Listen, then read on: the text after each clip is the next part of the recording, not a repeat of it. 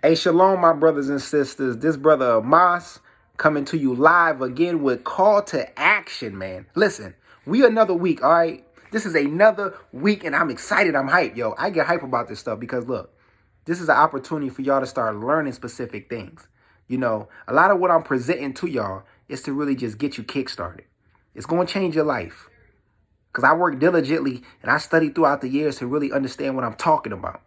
So I don't mind being challenged. Just don't come with your emotion because I don't care about them. It's not about my emotions. It's about the truth. Because like Baba Dick Gregory said, the truth does not need to be validated by anybody's ignorance. Now, with that being said, let's jump right into the regular scheduled programming. For the couple weeks, I've been dealing with the mental health diagnosis and parents allowing their kids to get diagnosed, which is a wrong thing to do. You got to stop doing that. You're killing your kids. And I'm going to present specific quotes from these organizations. And I'm going to specifically talk about some statistics because y'all got to understand the numbers with this thing and how serious this is for when you allow your kid to get evaluated for one, which you should not.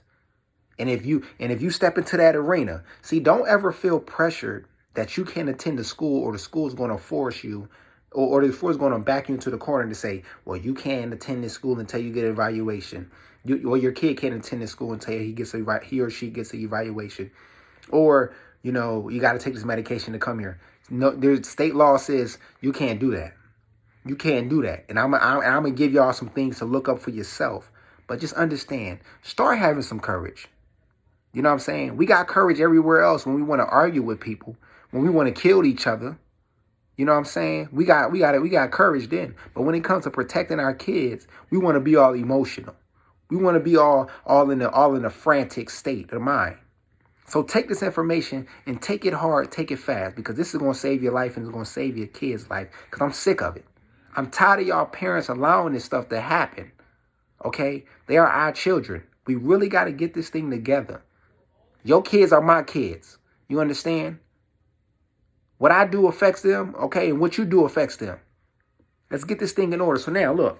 Because remember, last week I told y'all about that there was no brain scan, CAT scan, CT scans, or no nothing. Now, this quote is taken from the National Institute of Health that deals with this. This is the quote. There are no genetic tests, brain scans, X-rays, or any scientifically proven tests to verify mental disorders as a disease, requiring dangerous drugs to treat them. So meaning, this is all quote-unquote professional opinion. Really, it's opinion, but the title professional is because they're licensed to do this. But it's all opinion. There is no, because you can't tell somebody that they're ADHD, they're bipolar, they're schizophrenia. You just got a list of criteria and everything, and then that's how they go by. And this stuff is able to evolve and change over time. And I'm gonna give you a prime example. Because homosexuality was actually a mental diagnosis during the time. Now listen to this. Listen good. Listen good.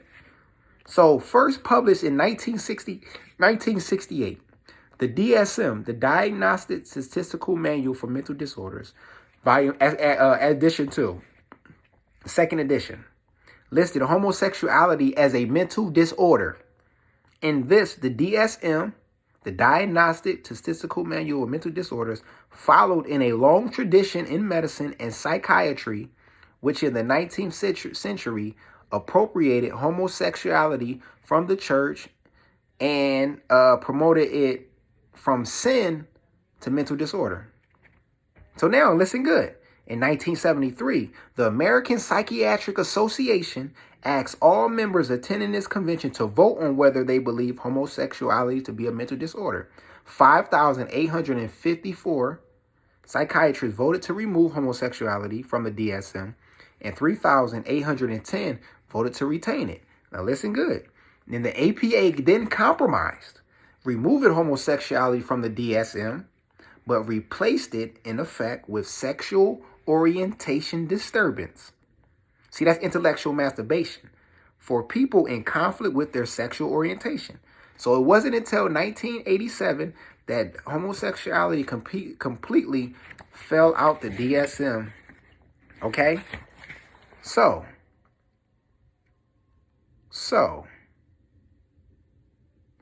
So there's still features of that in there, but the point I'm saying is this. You see how that professional opinion listed homosexuality out as a mental disorder? Then they later changed it, but those who was diagnosed as a mental disorder because of homosexuality, they didn't go back and say, oh, well, we're going to reclassify you. It don't work like that. Once they get you on there, once they get your kids diagnosed, it's going to carry them throughout their life.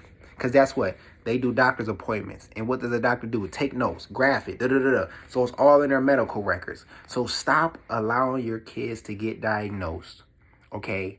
And now you might say, well, some people are having it. Guess what? I'm not talking about them. There's way more misdiagnosis than actual right diagnosis. Because different things come into play. Culture, language, economic status. You understand? If me as a black man, I'm not really going to be comfortable talking to a white woman about my issues, about trauma, who's been born in a little country, small rural town. No. And mind you, majority of the population that we're seeing is white, is middle-class white women. That's an education that's across the board. And by design, historically speaking, which is up to date now, white women and black men has never gotten along. And who's majority diagnosed? Black men. Okay? And if you don't believe me, Emmett Till, white woman. Rosewood, white woman. The Black Wall Street, white women. Started those false claims. Well, we were as black men, we couldn't look at white women or white men in their face. Had to look down. Yes, sir. Yes, ma'am. So historically speaking, that's still in us. So we're not going to be open. So you're asking me certain questions, and I'm just telling you about my childhood, and you take it like, man, he's really messed up. Now I'm diagnosed with PTSD, which is really, in a sense, depending on the circumstance, very accurate for our community because what we deal with. Now, so we got to understand some things. So going back to it's a professional opinion. There's no genetic test, brain scans, x-rays, and no scientifically proven test to verify. It's none. It's none. Now also, let's hear some more. Let's hear some more on this. So listen good. Parents, listen good. I don't care if you got kids, but you want kids or you got cousins, you got to take hold of this thing. Because this is why. This is also the National Institute of Health. This is their quote. We do not have an independent, valid test for ADHD. Because remember, I said ADHD is very high amongst us. But it's a very trash diagnosis. It's a very trash. It's like the entryway to get us on other things. It's trash. We do not have an independent, valid test for ADHD, and there is no data to indicate that ADHD is due to brain malfunction, because that's what they tried to say. Oh, you're ADHD, because they try to make us a little slower. See, instead of us trying to call us, how they used to do back in the day, that we're dumb, that we're ignorant, what I'm saying, that we're stupid, they just say we're ADHD, which means the same thing. That's what they're trying to say, because our brains malfunction. You see how the correlation comes, but it's just intellectual masturbation with the words. So now let's continue. Let's get some more on that. This is why it's important. These numbers that I'm going to show you right now is the reason why I get so upset at parents allowing their kids to get diagnosed. Because remember what I told y'all last week. The age of reason is 7, according to their psychology. And what I mean, American psychology, the age of reason is 7.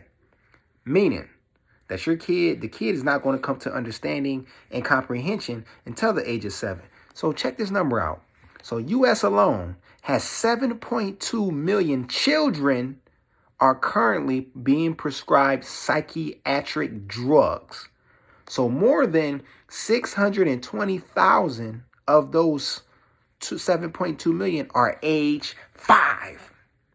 I'll say that again. 620,000 are age 5 that are using psychiatric drugs. So you're telling me, according to your science, America, the age of reason is 7. But my 5-year-old has been, so 620,000 of that 7.2 million is 5 years old. How is that possible? I tell you how. Because of us as parents, we're just sitting in there. Oh, yeah, you can diagnose them because I'm going to tell you what they do. I've noticed stuff. Tell you what they do. Oh, yeah, we want to diagnose them. Oh, no, we want to get them some special education services. In order to get them special education services, you got to be diagnosed. You got to go see a therapist. And, they're just going to talk and get an evaluation. They're going to do an assessment. But see, they're not telling you. They're going to diagnose them. They're going to say, well, we're doing an assessment to see what areas that we're going to, provide better services. So mind you, so what they're doing, they in there asking all these questions. Some of the questions is suicide attempts. Yes or no? Low intelligence, yes or no? Antisocial, yes or no? It don't tell you anything else. It says yes or no. You know how I know? Because I do the assessments now, and guess what? I've done the assessments for over 12 years. That's how I know. So that's my validation for anybody that want to ask that question. How do he know? That's how I know. So, they ask you those questions. And then they got different scales of 0, 1, 2, 3. So now, this 0 to 1 means, 0 means you worse. So, for example, let's say it asks the question of criminal acquaintances, yes or no?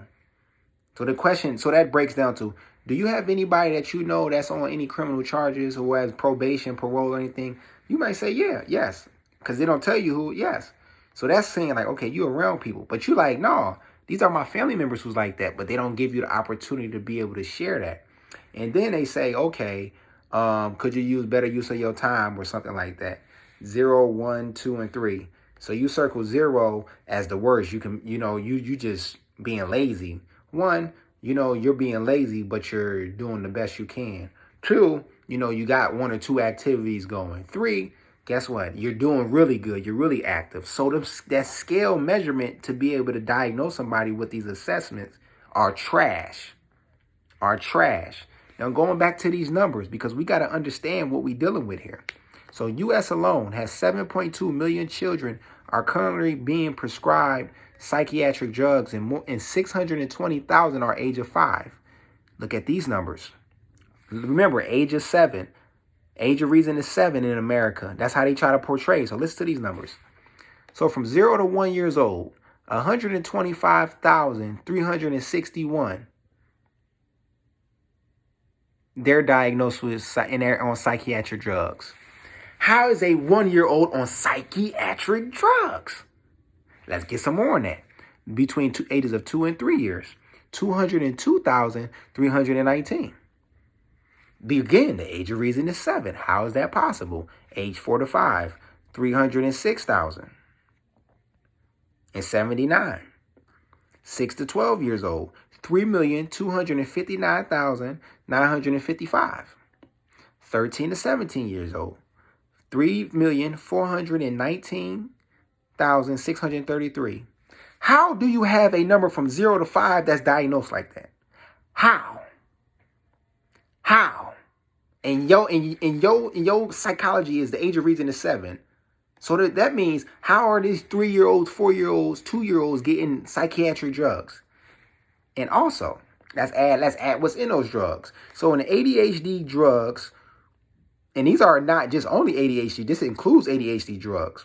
The U.S. Drug Enforcement Administration categorizes in the same class as highly addictive cocaine, morphine, and opium. So you parents who are allowing your kids to take psychiatric drugs are also giving them cocaine, morphine, and opium. And you wonder why they don't want to listen. And you wonder why they want to kill each other. And you wonder why they got anger issues. It's your fault, parents. Because you don't want to educate yourself. I tell y'all, get the DSMV. The Diagnostic Statistical Manual of Mental Disorders. You see this pamphlet here? This is the child and adolescent version. This is you can get these things on Amazon for $137. And I hate it that I got to say that to y'all, because you know why? A lot of y'all wearing that on your shoes. You take trips every damn weekend. You in a club every damn weekend. But you don't want to buy something to be able to understand the criteria in which that your child is going to get diagnosed. Because guess what? Like I told you, majority of 80%, by the time 80% of parents, by the time their child will leave from entering school to leaving high school, they will be assessed or diagnosed in some shape or form. because y'all don't want to educate yourselves. You know what Love and Hip Hop is. You know when the Power's coming on. You know when Empire is coming on. You know all their names. You know their personal life, but you don't know the criteria of bipolar. You don't know the criteria of ADHD. You don't know the criteria of schizophrenia, manic depressive disorder. It's all here. You read this thing, you open this thing up, and guess what? You're going to find out what these disorders are, and guess what? The criterias, the exclusions of the disorder, and you're going to be educated, man. Now, look, let's go into the laws now, because y'all be like, well, you know, the school said I can't come back and all that. They're out of order and they're wrong because of this is the reason why. Look up the National Center for Learning Disabilities. The National Center for Learning Disabilities. Also look up Individuals with Disabilities Education Act, or IDEA. Individuals with Disability Education Act. Because look, here's your answer to your question. Can the schools require that I can't come back until I get them medicated and all that? No, they cannot. That's not there. That's against the law. Here's the answer.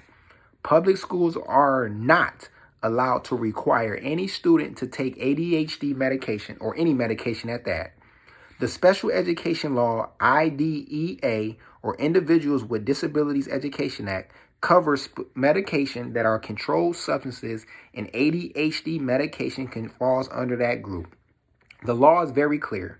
Public schools, along with districts and states, may not require any student, whether or not they get special education services, to take this class of medications. Meaning that if they try to prescribe your kid stuff, you can be like, no, I don't want that. I want to go alternative methods. Okay? That means schools cannot make students take medication in order to attend. I say that again. The schools cannot make students take medication in order to attend. They also cannot make it a requirement for getting an evaluation and special ed services. Okay? But schools are allowed to share concerns with parents about a child's behavior or performance in school.